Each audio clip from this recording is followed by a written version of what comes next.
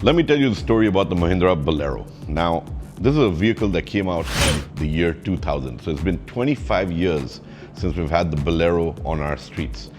And the big thing to notice, and I'm quite sure you noticed already, is the fact that it remains largely unchanged ever since the day it's been launched. Of course, little tweaks along the way have obviously helped it progress over these 25 years. It still remains a workhorse choice for a lot of B, C, and rural markets as well. And it also started its journey out as the first vehicle that sort of stepped Mahindra from a rural player purely into the more urban space. Yes, the Bolero might have come to the urban, touched the cities and moved back, but its genes are what are actually Mahindra is all about. And this is where a really epic journey started for Mahindra. I remember back in 2001 when I bought my first Bolero. Incidentally, it was a black Bolero. And incidentally, it also came with some cutting edge features for its time. So it came with an inbuilt stereo, for example, which was a big thing back in 2001. It had independent front suspension, which was a first for Mahindra at that time. And these little nuances, these little bits are what carried over with the Bolero. And now, 25 years down the line, they're back with a new stealth black color. And of course, a healthy amount of upgrades to keep it just fit for the market as we continue. So let's take a look at some of those changes, starting with right up front. Of course, you might have noticed it's got a bold new grille, and definitely makes it look a little bit more premium, a little bit more upmarket. And the bumper, yes, it was flattened out over the years to bring the overall length of the Bolero down into that sub 4-meter compact SUV segment, but it still looks good. It's got this little bit of an X-bar look, which hasn't changed all that much. You've got your fog lights mounted right down here. And overall, I think it looks neat. In black, it looks premium. And that is just saying a lot for what the rural markets are now demanding from Mahindra, because they want their workhorse to look pretty epic too. As we move along to the sides, the first thing that you notice about the top model, this is the all-new top model, by the way. It's called the B8. That's the variant name. And it's got 16-inch alloys, and as you can see, they look pretty neat and sort of spice up what you get with the Bolero as you move along. But coming to the side, now this is where it remains largely unchanged.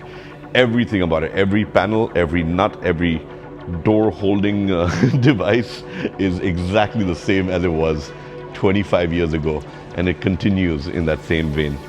Even the ORVMs look pretty much like they did when they started out. Obviously, the outer covering has become a lot nicer. I remember mine, it used to just be a matte plastic finish, but this one's nice and glossy. So that's the big change. I think what Mahindra has here is their premium workhorse. It's something that the rural markets absolutely love. And they've really not gone out to set an all-new record with it, but just bring it up to speed with certain customers and meet certain customer demands. So yeah, spice up the looks a bit, change a few things around. You've got a nice spare wheel cover at the back, and the step has changed as well. So have the side steps for that matter. But overall, it is the Bolero. Nothing has changed about it from a pure design and platform perspective. It's still that body on frame build. It's still that rugged build. You don't get 4x4 with it anymore like it did when it first launched, but you've got it with a nice fuel efficient economical engine, and which they're calling the MHawk 75, and it does about 75 bhp of power, which is pretty decent for a vehicle of this class. It's now a 1.5 liter diesel, which is what the version right before this was using as well. So yeah, what's under the hood has not really changed. Mileage, top-notch reliability, all of that continues to be a part of the package with the Bolero, and I just think that that's what makes it a pretty interesting package. But they've tweaked the interiors too. So let's take a look at that.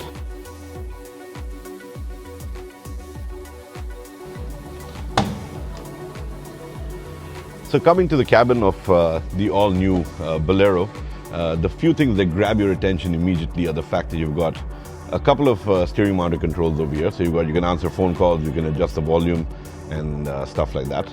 You also get a touchscreen infotainment system for the first time on the Bolero. And again, Mahindra pointed out that this is something that customers really wanted. So it's great that they've actually listened and brought this in here.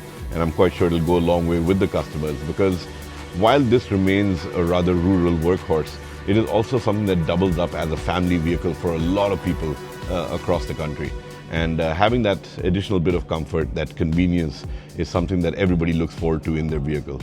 Of course, over the years, the front console changed. It became a little bit more rounded. Still retains that hard plastic feel. It's still very rugged. You've got the digital driver display over here, but you do get better seats now. So the seat comfort has been improved. Mahindra claims that the cushioning and all your support has been improved so that it makes it nicer for the driver and the passengers to travel in the Bolero. They've also tweaked the suspension in that regard for a slightly smoother ride and to improve overall ride dynamics as well. So that's again some of the big changes that you do get with it. I'm just going to get seated inside to see what it feels like and if it has that similar feeling of what my 2001 felt like way back in the day. So I'm 6'2". I've got the seat pushed pretty much all the way back, and as you can see, it's a pretty decent fit. The seats actually do feel a lot better than what they were before. I've got my power window buttons right down here. I've got 2 cup holders and of course a place to keep my phone. It's still pretty basic, so there's don't go out there asking for wireless phone charging, all of that. Incidentally, you can get a ton of accessories and you can actually get a wireless charging pad if you really need it. But this is not that market segment. This is not that class of vehicle. This is the workhorse of rural India, and it continues to live up to that name just because it's proven its reliability over 25 years of existence. So yeah, it feels neat. You've got that nice upright sort of seating position, a commanding view of the road, and definitely what the Bolero always was. Let's take a quick look at what you get in terms of rear seat space as well as boot space, and then we'll wrap this up. Now, it is a compact vehicle, and leg space will always be a question if you've got the front seats pushed all the way back.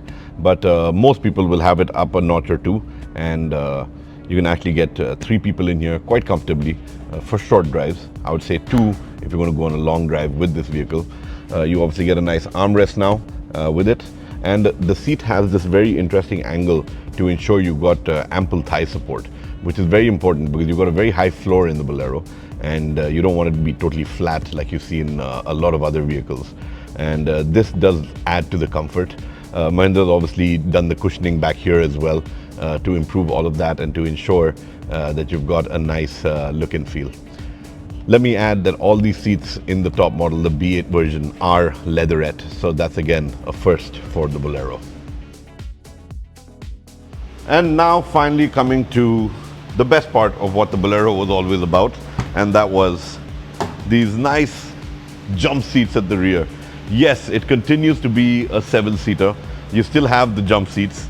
These are very cool, very retro, very old school, and again, something that the rural market absolutely loves. You can fold them up and actually stack in quite a few bags in here or carry whatever you need to back here.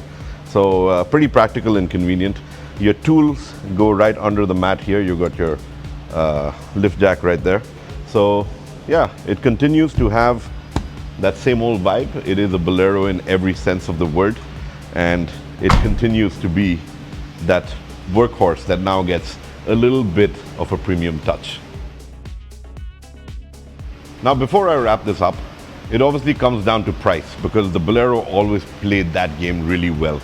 The good news is that the government has slashed GST rates on vehicles that are sub 4 meter and diesel vehicles that are sub 4 meter with a 1.5 liter engine and smaller.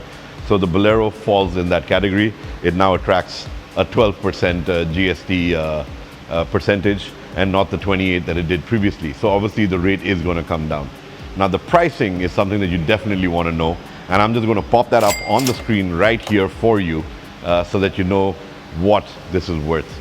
And as you can see, Mahindra has obviously done a brilliant job yet again with pricing the Bolero, keeping it well, keeping it retro and keeping it relevant as well. So this is your retro relevant SUV for Cat B and C towns and the rural market.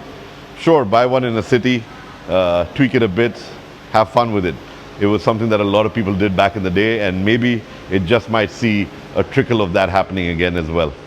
But on that note, if there's anything else you want to know about the new Bolero, you got a question, you got a comment, you want to ask me something, maybe it's something I missed out, feel free to write in, drop me a comment below. It's my promise and the MOTORSCRIBES promise that we answer every question that comes in on our channel.